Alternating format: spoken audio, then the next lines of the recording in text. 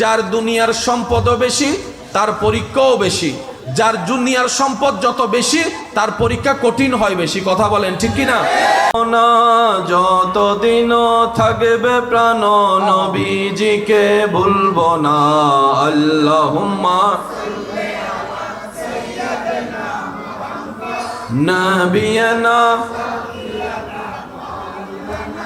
লা ইলাহা ইল্লাল্লাহ লা ইলাহা ইল্লাল্লাহ পড়িয়ে লা ইলাহা ইল্লাল্লাহ লা ইলাহা হাসবি রাব্বি জাল্লাল্লাহ মা ফি কলবি গায়রুল্লাহ নূর মুহাম্মদ সাল্লাল্লাহ লা ইলাহা ইল্লাল্লাহ লা ইলাহা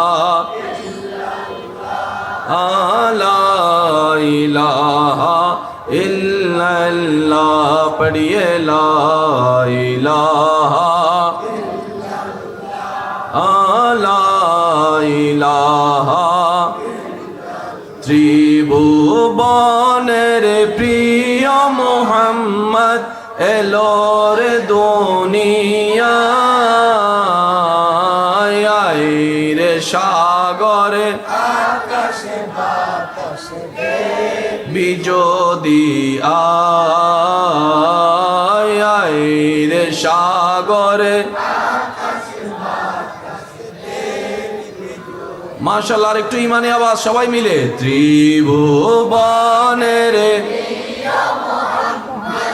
এলো রে দুনিয়ায় রে সাগরে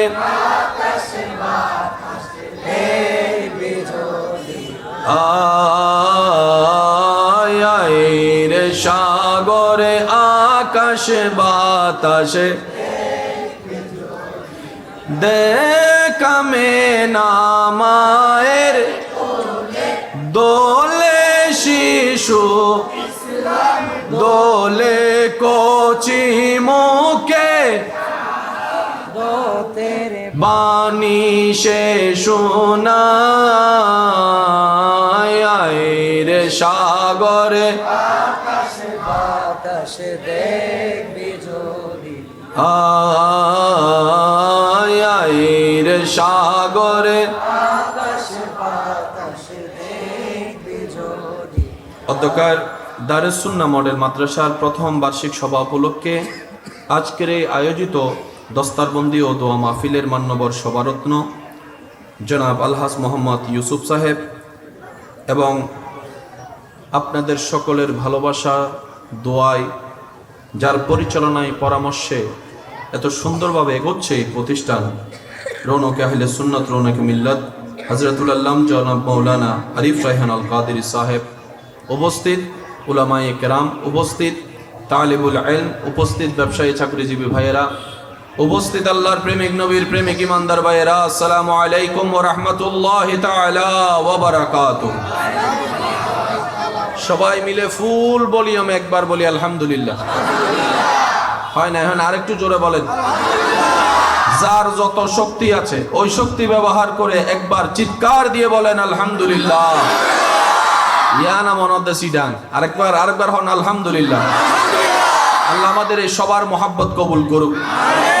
যেহেতু এমন পরিবেশে এমন জায়গায় মাহফিলের উপস্থিতি, আপনাদের উপচে পড়া ভিড় সব কিছুকে মাথায় রেখে, রাস্তার পরিবেশকে মাথায় রেখে আমি অল্প কিছুক্ষণ সময় কথা বলে আপনাদের থেকে বিদায় নিব। কারো কষ্টের কারণ হওয়া ইসলাম কখনো সমর্থন করে না। যেহেতু এই পরিবেশ ছাড়া আর কোনো পরিবেশও নেই, সেটার একটা আমাদের সীমাবদ্ধতা আছে। তা আপনাদের মোহাব্বতে আল্লাহর পাকের অশেষ রহমতে এক বছরে এত দূর পথ এগিয়ে যাবে এটা কল্পনাও করা যায় নাই। আপনারা হয়তো শুনেছেন, তালেবুল ইলমদের কোরআন তেলাওয়াত শুনেছেন। তা আপনাদের সবাইকে নিয়ে দোয়া করতে চাই, আল্লাহ যারা এখানে ছাত্র হিসেবে আছেন আল্লাহ সবাইকে কামেল মোকাম্মেল আলেম হওয়ার তৌফিক দান করুন। সত্যিকার মানুষের মতো মানুষ হওয়ার তৌফিক দান করুন। আপন আপন মা বাবার মুখে হাসি ফুটানোর তৌফিক দান করুন। আমার ইমানদার ভাইয়েরা যারা এখানে উপস্থিত আছেন, সবাই একটু আওয়াজ দিয়ে সহযোগিতা করবেন, যেহেতু পারিপার্শ্বিক আওয়াজটা একটু বেশি, মাহফিলের পরিবেশটা ওরকম নেই। আপনাদের আওয়াজটা পেলে মোটামুটি পরিবেশটা তৈরি হবে। যারা আওয়াজ দিয়ে সহযোগিতা করতে রাজি আছেন তারা একবার বলেন মারহাবা। আল্লাহ তাআলা সবাইকে দান করে কি করে না? আল্লাহ সবাইকে নিয়ামত দেয় কি দেয় না? কিন্তু সবাই সব নিয়ামত ধরে রাখতে এই কথায় কারো কোনো দ্বিমত নাই। রব্বুল আলামিন বড় মেহেরবান, বড় দয়াবান, বড় করুণাময়ী। রবের দয়া এত সুমহান, ফেরাউনের মতো বাদশাকে রব্বুল আলামিন দয়া করে সুযোগ দিয়েছেন। আওয়াজ দেন। রব যদি দয়া না করতেন, ফেরাউন এত সম্পত্তির বাদশাহীর মালিকানা জীবনেও হতে পারত, নমরুদ এত পাওয়ারফুল হতে পারত, কানুন এত সম্পদের মালিক হতে পারত। মনে রাখবেন আমার ভাইয়েরা, রব্বুল আলামিনের একটি শান, কাউকে দিয়ে পরীক্ষা করেন, কারো থেকে নিয়ে পরীক্ষা করেন। সবাই আমরা পরীক্ষার ভিতরেই আছি। ওয়ালানাবলুওয়ান্নাকুম বিশাইইন মিনাল খাউফি ওয়াল জুই ওয়া নাকসিন মিনাল আমওয়ালি ওয়াল আনফুসি ওয়াস সামারাত। সবাই পরীক্ষার ভিতরে আছে। রেজাল্ট বের হবে হাসরের ময়দানে। যার কাছে অঢেল সম্পদ, সে যেন এই চিন্তায় না থাকে আল্লাহ আমার উপর সন্তুষ্টি হয়েছেন বলে আমাকে সম্পত্তির মালিক দিয়েছেন। না, মনে রাখবেন, যার দুনিয়ার সম্পদও বেশি তার পরীক্ষাও বেশি। যার দুনিয়ার সম্পদ যত বেশি তার পরীক্ষা কঠিন হয় বেশি। কথা বলেন ঠিক কিনা? ওলামায়ে কেরামের পাক জবানে হাজারবার শুনেছেন, শুধু একটু স্মরণ করিয়ে দেওয়ার জন্য বলা। হাসরের ময়দানে দুনিয়াতে ধনী পাওয়ারফুল ব্যক্তিরা যেই মসনদে থাকে, যে সম্মানে থাকে, যেই আসনে থাকে, দুনিয়ার চোখে হাসরের ময়দানে এই দুনিয়ার গরিবগুলাই সেই মকামে থাকবে, সে সম্মানে থাকবে। দুনিয়াতে গরিবরা ধনীদেরকে দেখলে মন খারাপ করে, হাসরের ময়দানে ধনীরা গরিবদেরকে দেখলে মন খারাপ করবে। দুনিয়াতে ধনীরা এগিয়ে থাকে, গরিবরা পিছনে থাকে। হাসরের ময়দানে আল্লাহ এমন দয়া করবেন ইমানদার গরিবদেরকে, তারা ধনীদের 500 বছর আগে চলে যাবে জান্নাতের বাগানে। সুবহানাল্লাহ।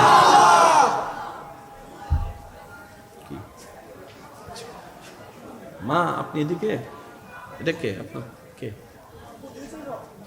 আপনি নিরাপদ, আপনি উঠেন, আপনি এখানে বসেন। মাশাআল্লাহ, জান্নাতের ফুল এত আস্তে, সুবহানাল্লাহ। প্রত্যেকটা মাসুম বাচ্চা জান্নাতের ফুল। আর যাদের ঘরে কন্যা সন্তান আছে তারা তো সৌভাগ্যবান, মাশাআল্লাহ। আমরা তো আসলে নিয়ামত চিনিও না, নিয়ামত বুঝিও না। আপনাদের কি কোনো কষ্ট হচ্ছে ভাইয়া? অল্প সময়ের মধ্যে একটু আলোচনা রাখলে এগুলো মনে রাখার চেষ্টা করবেন ইনশাআল্লাহ। আল্লাহ আমাদের সবাইকে একটু তৌফিক দান করুন। আর একটু জোরে বলেন।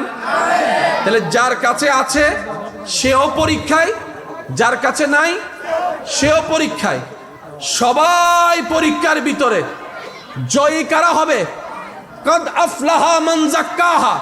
রব্বুল আলামিন বলে, যার অন্তর পরিষ্কার, যার চরিত্র পরিষ্কার, যার জীবন পরিষ্কার, যার ঈমান থাকবে মজবুত, আমলের থাকবে সর্বোচ্চ চেষ্টা, আমি রবকে ভয় করবে, আমার নবী দুই জাহানের বাদশা নবীকে অন্তরে ভালোবাসার সর্বোচ্চ জায়গা দিবে, ওই বান্দা দুনিয়াতেও সফল হয়ে যাবে, আখিরাতেও সফল হয়ে যাবে। বলেন সুবহান। দুনিয়ার চোখে একটু এই জিনিসটা একটু মনোযোগ দেওয়ার চেষ্টা করবেন, আমি সবাইকে বলছি। দুনিয়ার চোখে সফল, সাকসেস, সম্পদওয়ালা ব্যক্তি, যাদের সম্পত্তি দেখা যায়, সম্পত্তি একটু জোরে বলেন, সম্পত্তি, বাড়ি, একটু সবাই বলেন, বাড়ি, গাড়ি, ফ্যাক্টরি, মার্কেট, স্বর্ণ, আইফোন। কোন চোখ দিয়ে দেখি? এই চোখ দিয়ে, চামড়ার চোখ দিয়ে।